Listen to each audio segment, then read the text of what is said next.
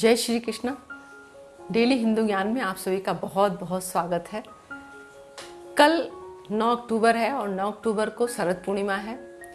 शरद पूर्णिमा का पहले वीडियो मैंने डाला हुआ है, तो वो आप सब लोग देख लीजिएगा कि क्या क्या करना है, क्या नहीं करना है। शरद पूर्णिमा के दिन से ही कार्तिक मास जो है वो शुरू हो जाता है। कार्तिक मास का पूरे साल में कार्तिक मास का बहुत ही इसको महत्व दिया गया है। कहते हैं देवों में देव विष्णु जी का बहुत महत्व है और सारे महीनों में कार्तिक मास का जो है बहुत महत्व कहा गया है।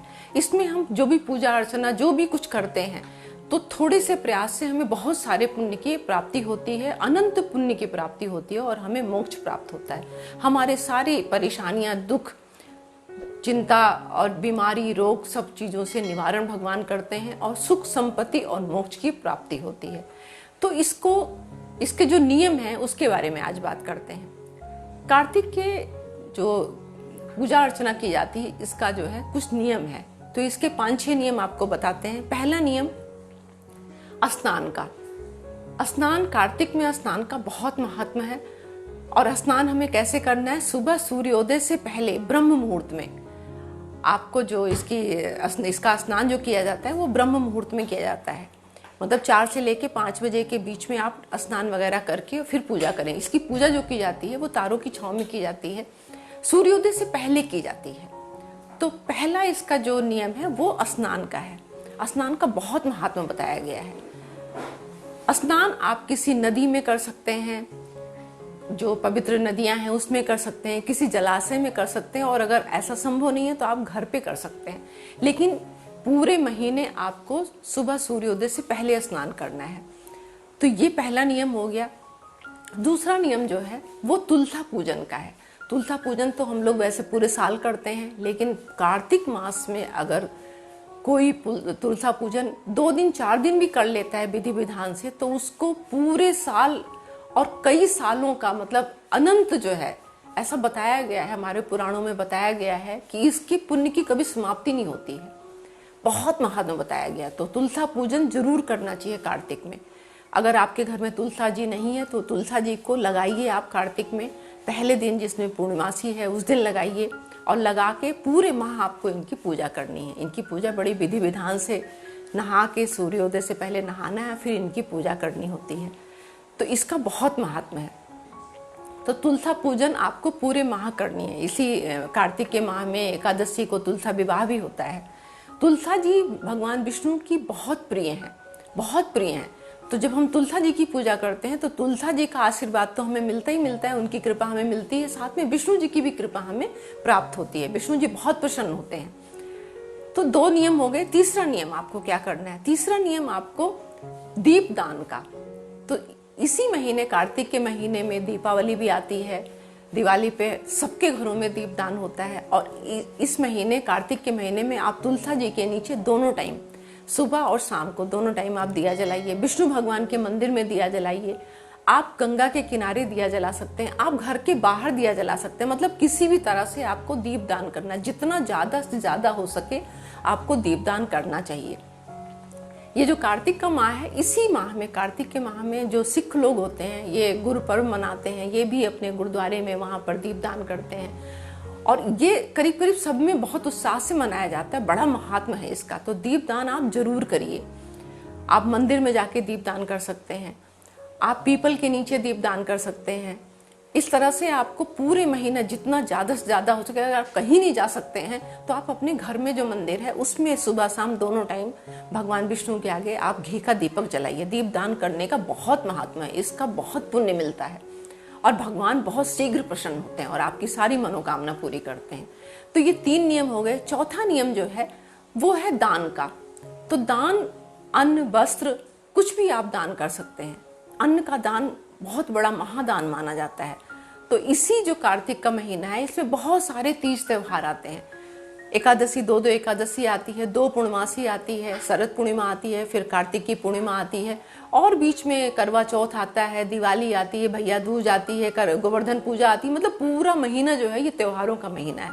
तो हम लोग अपनी तरफ से कुछ ना कुछ हर तरीके से दान करते हैं। वस्त्र दान करते हैं, अन्न दान करते हैं, पैसों का दान करते हैं, तो ये दान जो आप करेंगे वो अक्षय पुण्य की प्राप्ति होती है आपको।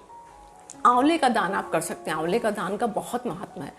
तो कार्तिक का जैसे जैसे पूरा महीना चलता है, इसकी कथाएं होती हैं, उसमें सब चीजें लिखी होती हैं आपको कैसे कैसे दान करना है। दान का बहुत महत्व है, इसलिए दान हर एक को जरूर करना चाहिए। अब इसके बाद ये हो गए आपके 3 हो गए। अब इसके बाद आपको चौथा बताती हूँ। चौथा परिक्रमा। परिक्रमा का कार्तिक के मास में परिक्रमा का बहुत महत्व है।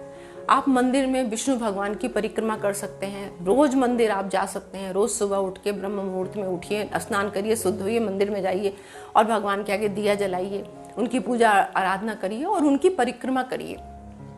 तुलसा जी की परिक्रमा रोज की जाती है और एकादशी वाले दिन तो 108, 1008 इस तरह से करते हैं परिक्रमा लोग।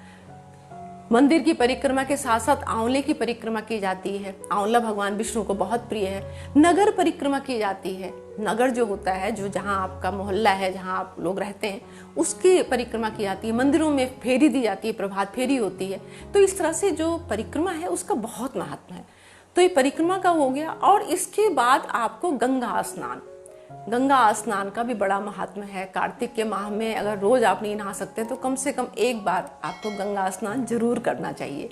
कहते हैं अगर ऐसा हम करते हैं तो हमें मोक्ष की प्राप्ति होती है। हमारे सारे पाप जो है भगवान माफ कर देते हैं, सब धुल जाते हैं, हमारी सारी गलतियां वो क्षमा कर देते हैं और हमें अनंत पुण्य की प्राप्ति होती है। हमें सब कुछ उनकी कृपा से मिलता है।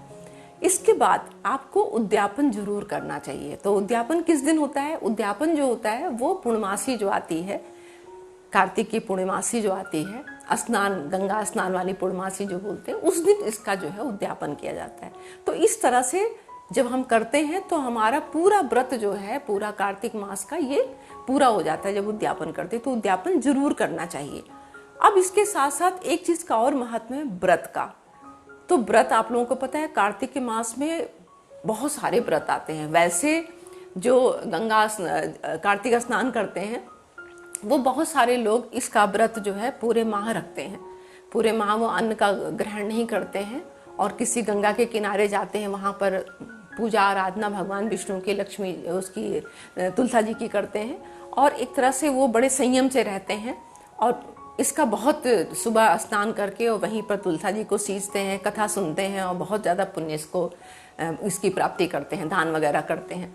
अगर ऐसा नहीं हो पाता है तो बहुत सारे लोग इस पूरे महीने में खाली शाम को अन्न का ग्रहण, एक समय भोजन करते हैं। पूरा दिन फलाहार रहते हैं, एक समय भोजन करते हैं। कुछ लोग नहीं रह सकते हैं, आजकल की जो भागदौड़ की जिंदगी है उसमें ये सब संभव नहीं है।